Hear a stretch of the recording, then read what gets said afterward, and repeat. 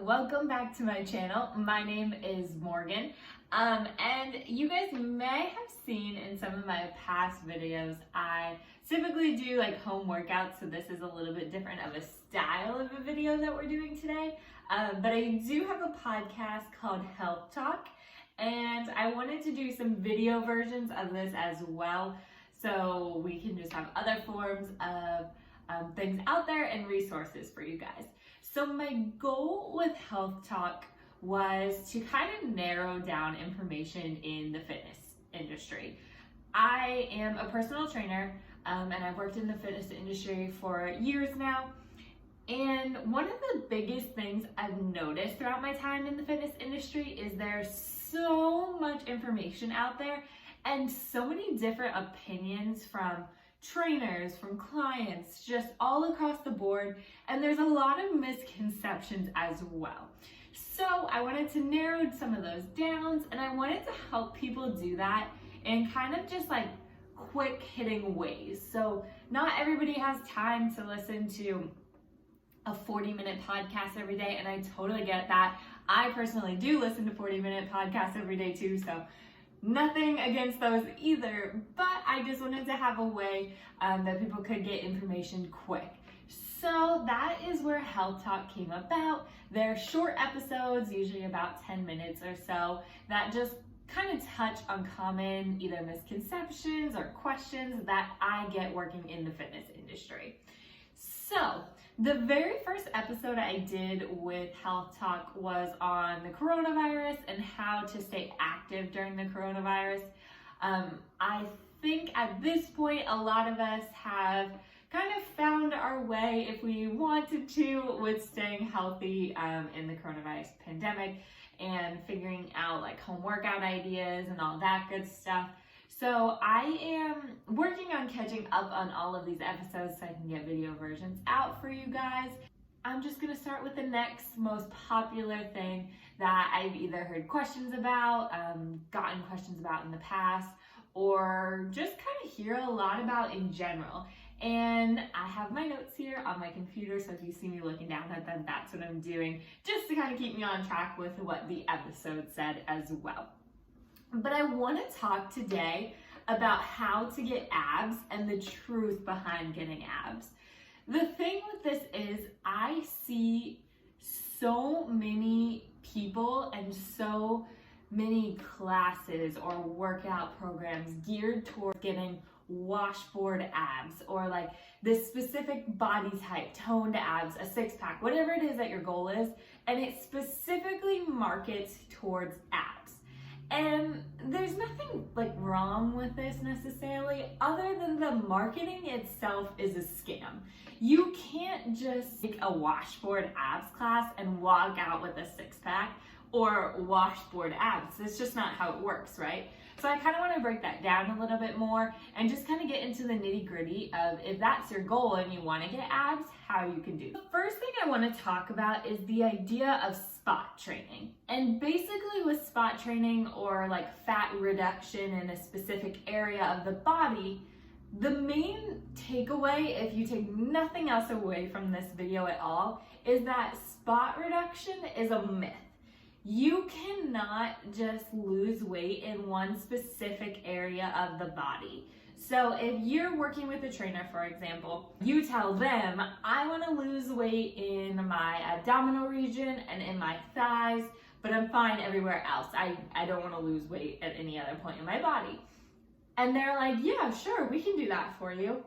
You should run because your trainer is possibly misinformed and maybe doesn't know the whole picture behind what goes into losing weight.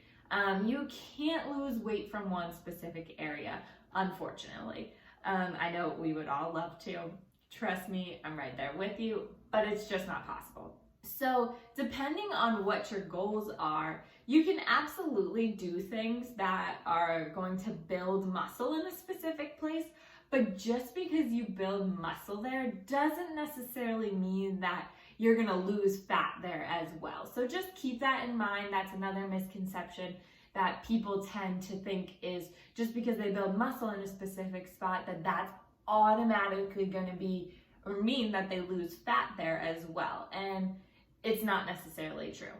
Genetics play a really large role in both the shape and the length of our muscles. So basically what I mean by that is we can control how much fat we lose, how much fat we gain, but we can't necessarily control the shape or the length that your muscles are going to take. The kind of frustrating thing about this is that unfortunately you and your friend, we'll just say you and your best friend, for example, are on this fitness journey together and you're doing the same exact workout routine. You're eating the same exact diet, and it's very possible that your bodies look completely different at the end of we'll just say like a 4-week period.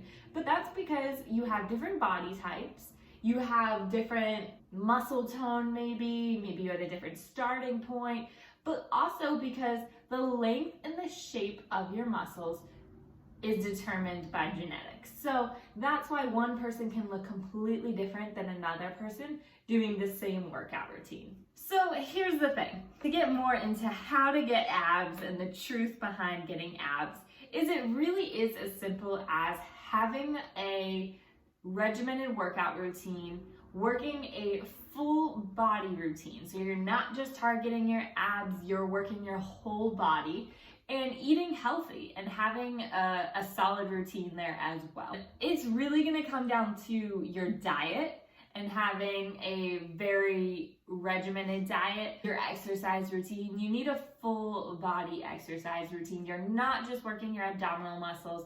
That will just cause them to become overtrained and can actually have the opposite effect on the body. So you want to be working a full body regimen, making sure that you're staying well-rounded in both your diet and your exercise routine. Other factors come into play as well. You want to make sure you're getting enough sleep and taking care of both your mental health and your physical health. With that being said, this is my point with this podcast, is that abs are cool and all, they're great, they look good, whatever, but to be honest with you, they're just kind of like whatever. Like, you have abs, cool, great. And I understand that this means a lot to some people, and you wouldn't probably be looking at this video if you didn't want abs, but I just want to say it's not the end of the world, and it doesn't mean you're not healthy and perfectly fit if you don't have them. A lot of the times, the people that we see with these sculpted abs on Instagram or on Facebook or social media in general are people who are overtraining. They're not maybe nourishing their body the way that they should be. And again, this isn't everybody, so I understand that. But just because you have abs doesn't necessarily mean you're treating your body optimally.